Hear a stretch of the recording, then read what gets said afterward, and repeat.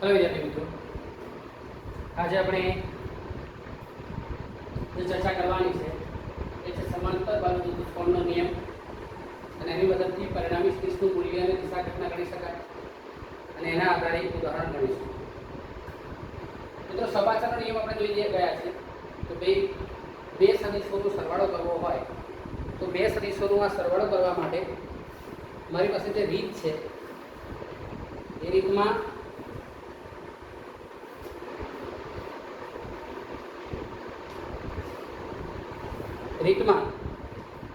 આપણે બે સદિશો લઈએ a અને b અને એમની પૂછ ભેગી કરી દઈએ અહીંયા અને એક સબાચર બનાવીએ તો મારી પાસે અહીંયા આગળ OQSP એક સબાચર બને છે. એનું પરિણામી આ r એ આપણને a plus b નો સરવાળો આપે છે. a plus b નો સરવાળો આપે છે તો આપણે ધ્યાન રાખીએ.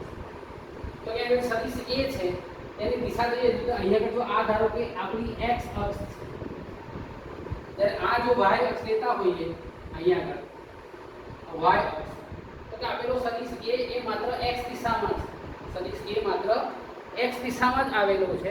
તો અહીંયા લઈએ, ધ્યાન રાખીએ, લઈએ છે a અને b નો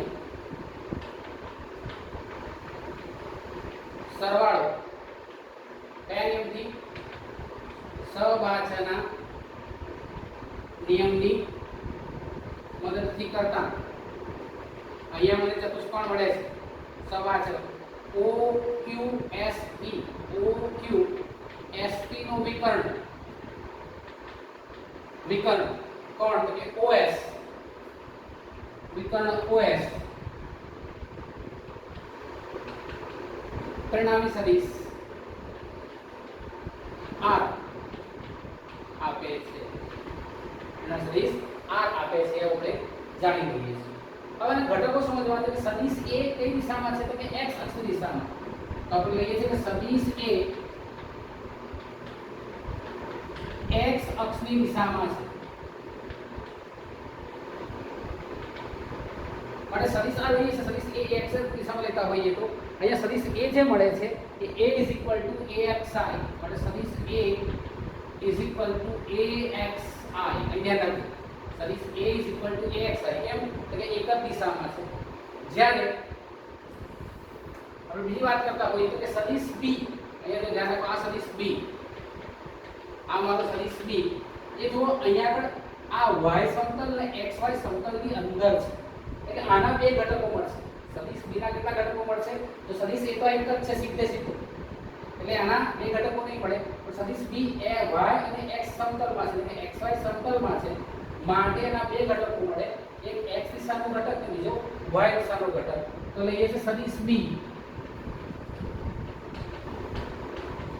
xy સમતલમાં છે અને આ માત્ર x અક્ષની દિશામાં જ છે. સદિશ x અક્ષની દિશામાં જ છે માટે સદિશ b bxi plus by જે આવું મળે આપણને.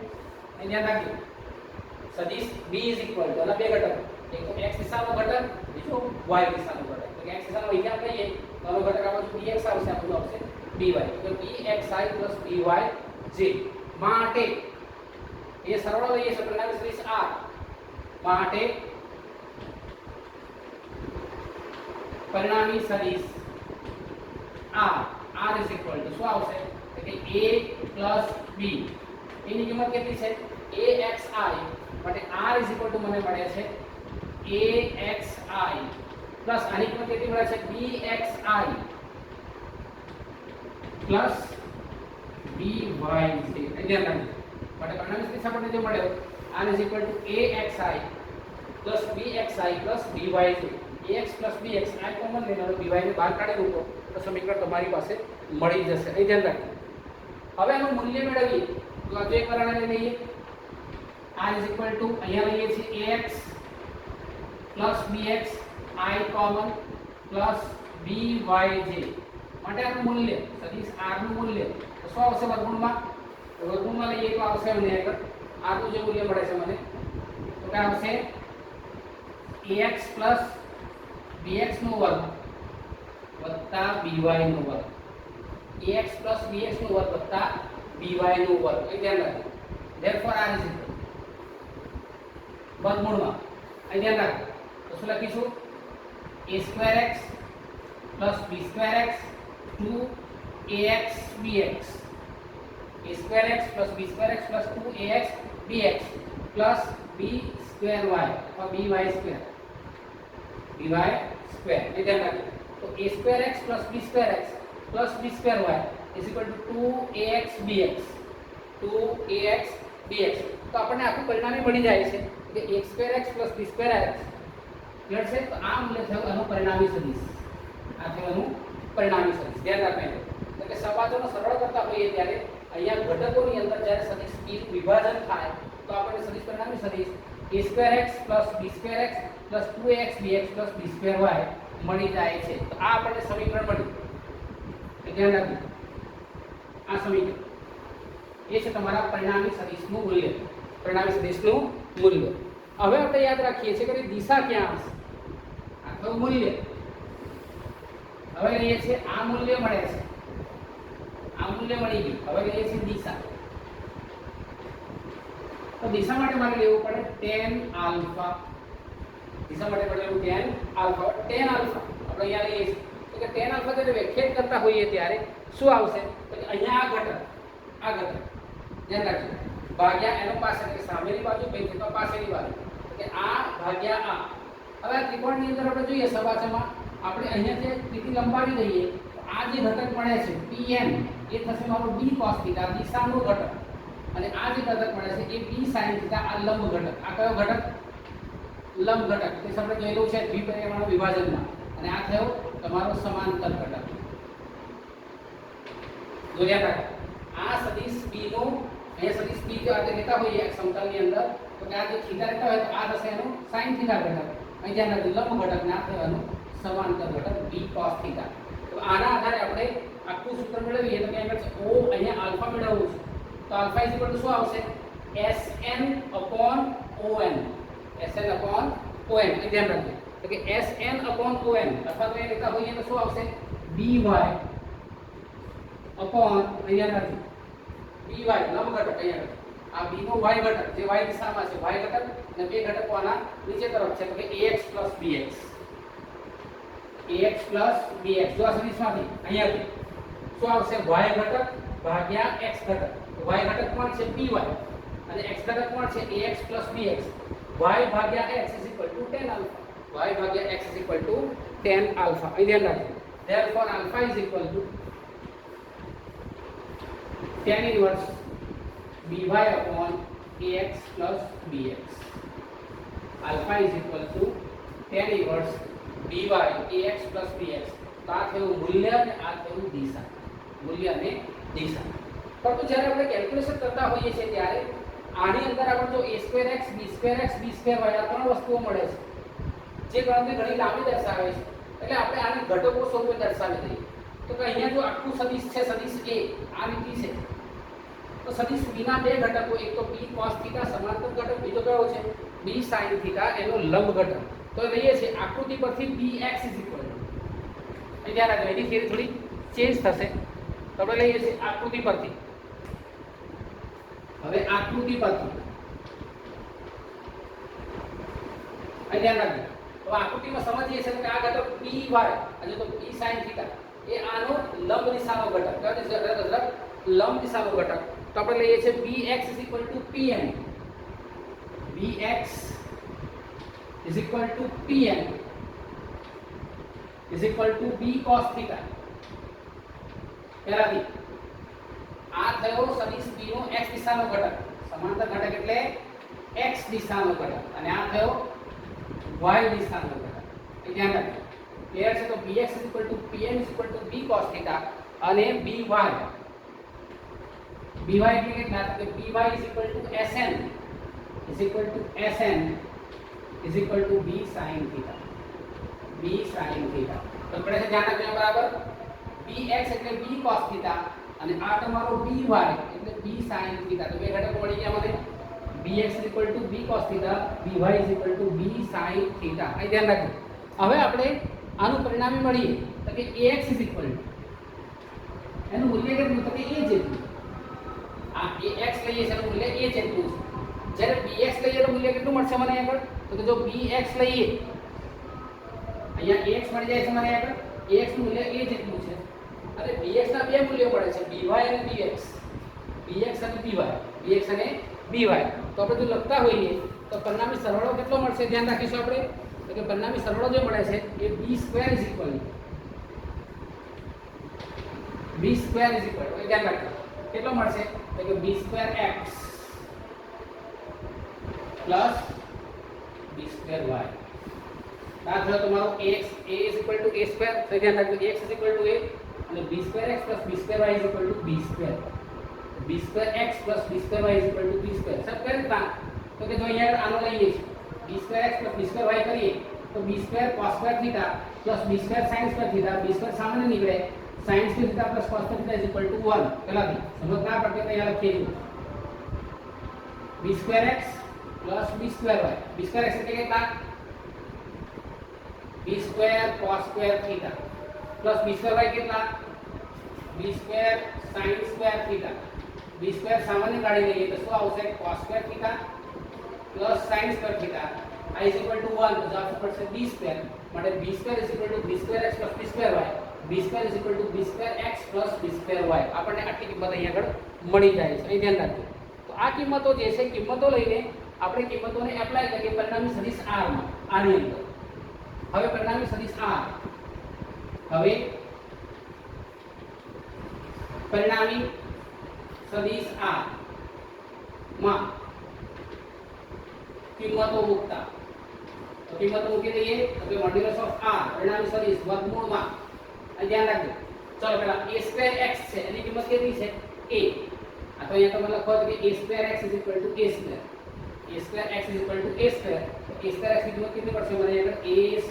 ધ્યાન રાખજો બરાબર. a²x ની કિંમત કેટલી? a². હવે જો b²x plus b²y b²x plus b²y તો b²x plus b²y કેટલા મળશે? તો કે b² પ્લસ અહીં ધ્યાન રાખજો હવે આવશે 2ax bx. હવે ax ની કિંમત કેટલી? a. તો કે 2ax ની કિંમત a. ax ની કિંમત a અને bx ની કિંમત કેટલી? તો કે bx ની કિંમત b cos થીટા. તો કે b cos થીટા. તો સમીકરણ મળ્યું a² plus b² plus 2ab cos theta. a² plus b² plus 2ab cos theta. આ સમીકરણની અંદર કિંમતો મૂકી દેજો. a²x ની કિંમત s² ને મૂકો તો પણ ચાલશે, મૂકશો તો પણ ચાલશે. તો ax ની કિંમત કેટલી? a. આ ax ની કિંમત a. પછી b²x plus b²y ની કિંમત કેટલી? b². પછી જો 2 તો આ 2 ax ની કિંમત કેટલી? a. પછી bx ની કિંમત કેટલી? તો કે bx ની કિંમત b cos થીટા એટલે આવશે b cos થીટા. પણ સમીકરણ મળી ગયું a² plus b² plus 2ab cos theta. આ સમીકરણને પરિણામી સદિશ આપણે જે પ્રેક્ટિકલ કરવાનું છે એ પ્રેક્ટિકલની અંદર ધારો કે બે બળો આપેલા છે f1 ને f2. અહીંયા આપણે છે ધારો કે અહીંયા f1 હોય અહીંયા f2 સમીકરણ શું બની ગયું?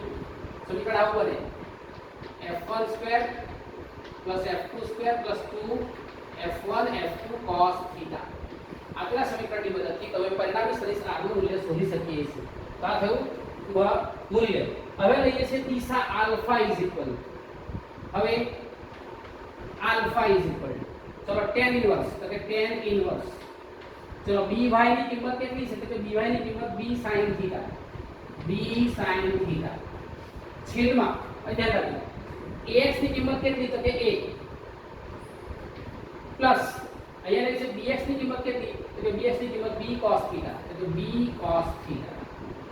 તમારે આ સમીકરણ યાદ રાખવાના છે. આ થયું સીધી ગણતરીથી મૂલ્ય અને દિશા.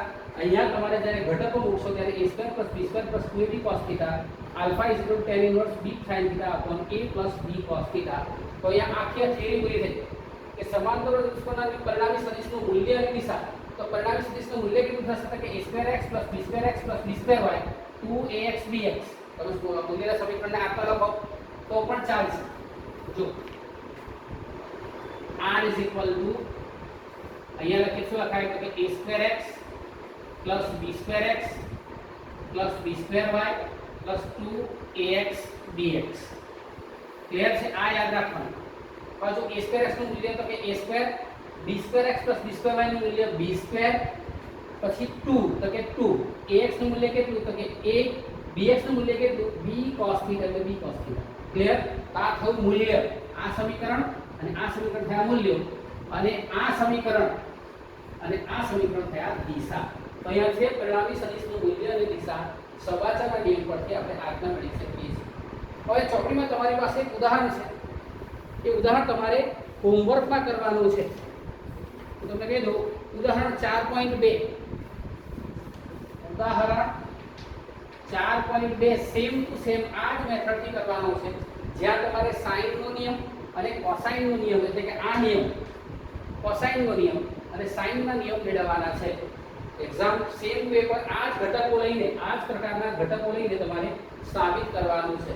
તો અહીંયા તમારે એક લંબ દોરી દેવાનો છે, અહીંયા m લંબ દોરી દેવાનો છે. આ બીટા છે તો tan alpha tan beta sin alpha sin theta અને cos થીટા ચાર વસ્તુઓ મળશે. sin theta cos theta tan alpha અને tan બીટા. ક્લિયર છે? આ ચાર વસ્તુઓ મેળવશો એટલે તમારો sin નો નિયમ તૈયાર થઈ જશે. તો મિત્રો આ આખી વાત થઈ તમારા sin ના તમારા સબાચરના નિયમ પરથી પરિણામી સદિશનું મૂલ્ય અને દિશા શોધવાની એક મેથડ. તો તમારે આ વસ્તુ આખી યાદ રાખવાની છે. ક્લિયર? એના પછી જે આપણે થિયરી જોવાની છે, એ થિયરી છે એના પહેલા એક નોંધ લખી દઈએ કે ભાઈ જ્યારે કોઈ પણ એક પરિમાણ કે દ્વિપરિમાણની અંદર વાત કરતા હોઈએ ત્યારે આપણે ગાડી નોંધ લખી દઈએ.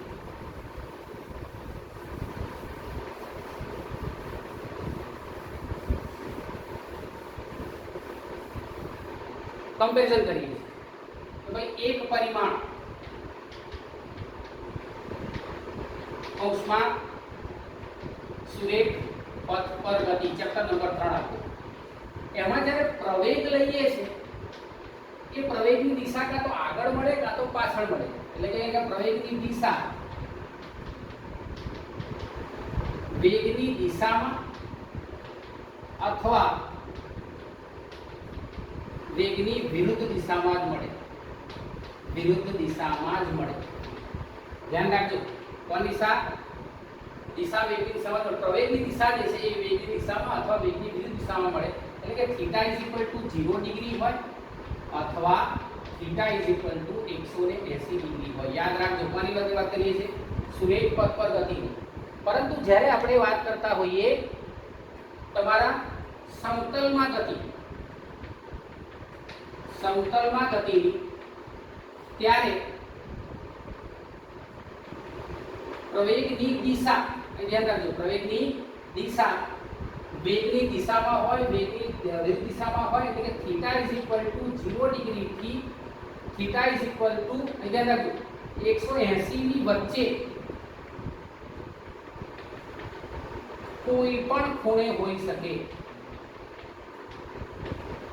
જ્યારે અહીંયા આગળ કાં તો 0 હોય અથવા 180 બે જ હોય, કાં તો આગળ એટલે 0 ડિગ્રી, પાછળ એટલે 180 ડિગ્રી. θ એ 0 ડિગ્રી એટલે ક્યાં આવશે? આગળ, અને આ ક્યાં આવશે? પાછળ. ક્લિયર?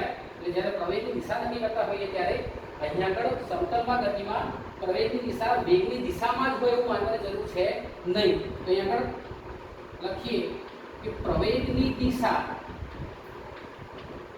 વેગની દિશામાં જ હોય તે જરૂરી નથી. વેગની દિશામાં અથવા વિરુદ્ધ દિશામાં, અથવા વિરુદ્ધ દિશામાં જ હોય એ જરૂરી નથી. એટલે કે એક પરિમાણની અંદર કાં તો 0 હોય કાં તો 180 હોય. આ પ્રવેગ હોય તો પ્રતિપ્રવેગ હોય. ત્યારે અહીંયા આગળ કાં તો વેગ જો આ તરફ હોય તો પ્રવેગ એને લંબ પણ હોઈ શકે, 2 ડિગ્રીના ખૂણે પણ હોઈ શકે. એ ત્યારબાદ ધીરે ધીરે 60 70 80 90 કોઈ પણ ખૂણો, 0 થી માંડીને કોઈ પણ ખૂણો એ વચ્ચે કોઈ પણ ખૂણે હોઈ શકે. ક્લિયર છે? તો આ વસ્તુ તમારે મગજમાં ક્લિયર યાદ રાખવાની છે. તો પ્રવેગની વાત થઈ ગઈ આપણે. હવે આપણે વાત કરી લઈએ અચળ પ્રવેગી ગતિના સમીકરણો. અહીં ધ્યાન રાખજો.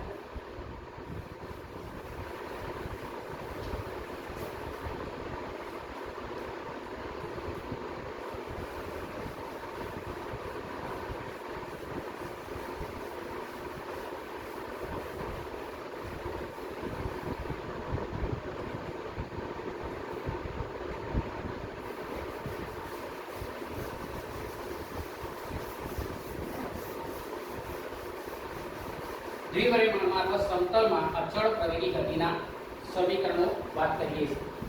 જો આપેલો પ્રવેગ અચળ પ્રવેગ સાથે ગતિ કરતો હોય ત્યારે વાત કરીએ છીએ સમતલમાં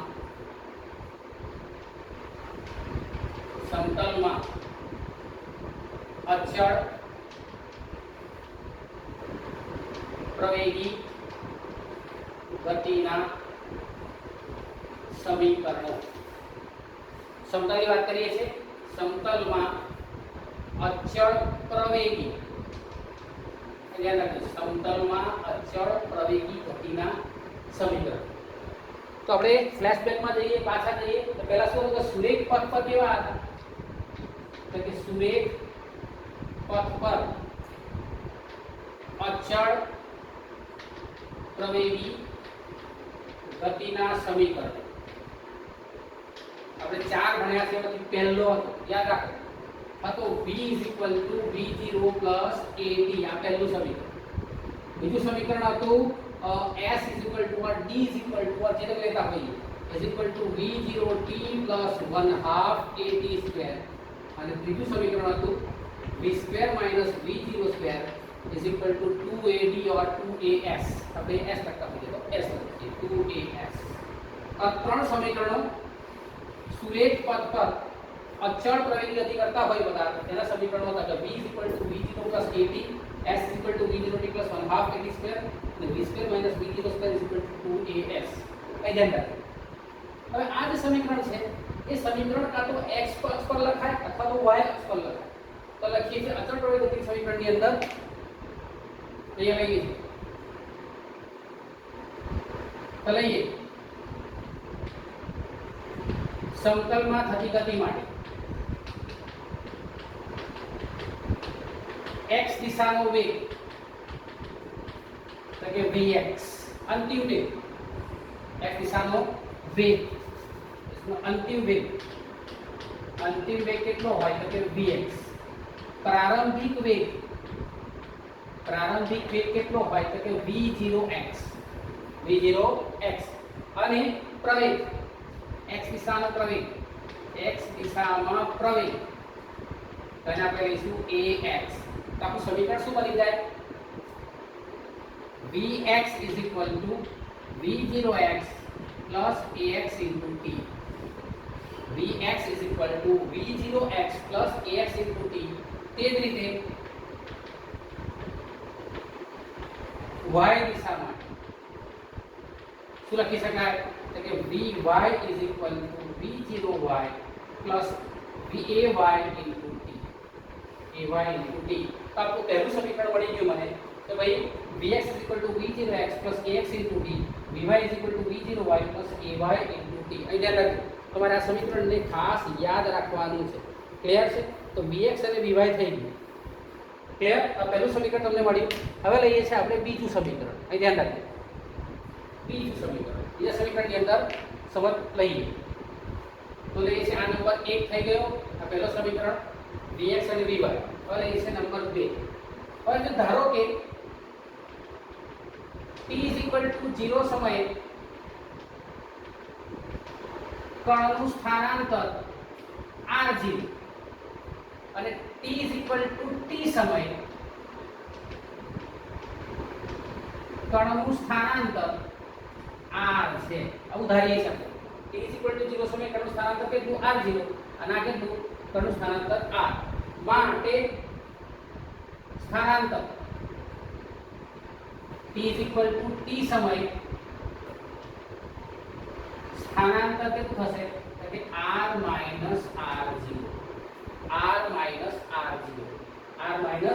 r0. હવે વાત કરીએ આપણે x અક્ષ દિશાની. ધ્યાન રાખજો, હવે x દિશામાં તો આ જે હતા એ x દિશામાં હતા જે હતા કે x x-x0. તો સમીકરણ કયું છે v0t. તો v0 નું શું થશે v0xt plus 1/2 axt². ફરક પડે છે, ધ્યાન રાખજો. સમીકરણ વધી ગયું. આ s ની જગ્યાએ શું લખીશું સ્થાનાંતર s આને આપણે s કહી દઈએ. આ આપણો x, તો x દિશામાં x minus x0 v0 xt plus 1/2 ax square માટે x is equal to x0 plus v0 xt plus 1/2 axt square આ થયું મારું x દિશા માટેનું સમીકરણ.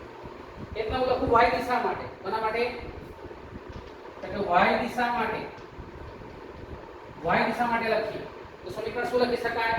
તો કે x ની જગ્યાએ શું લખીશું? y minus y0 is equal to v0 y into t plus 1/2 a y t square. અહીંયા તો ધ્યાન રાખો, અહીંયા r minus r0 is equal to s. આપણો s એટલે કેટલો? કે r minus r0. x દિશા લઈએ તો કે x minus x0, y દિશા લઈએ તો y minus y0. પછી x દિશા લઈશું તો v0x, y દિશા લઈશું તો v0y. અહીંયા x દિશા લઈશું તો ax, y દિશા લઈશું તો ay. ક્લિયર છે? માટે y is equal to શું લખાશે? તો કે y0 plus v0y plus 1/2 ayt square. અહીંયા તો આ x દિશામાં થયેલું સ્થાનાંતર, આ y દિશામાં થયેલા સ્થાનાંતર માટેનું તમને આ સૂત્ર મળે છે. અહીં ધ્યાન રાખજો બરાબર. ક્લિયર? આ સમીકરણો તમારે યાદ રાખવાના છે. ક્લિયર? લાસ્ટ ઇક્વેશન લખીએ. ઇક્વેશન નંબર 3, ત્રીજું સમીકરણ લખીએ છીએ. એટલે ત્રીજું સમીકરણ નંબર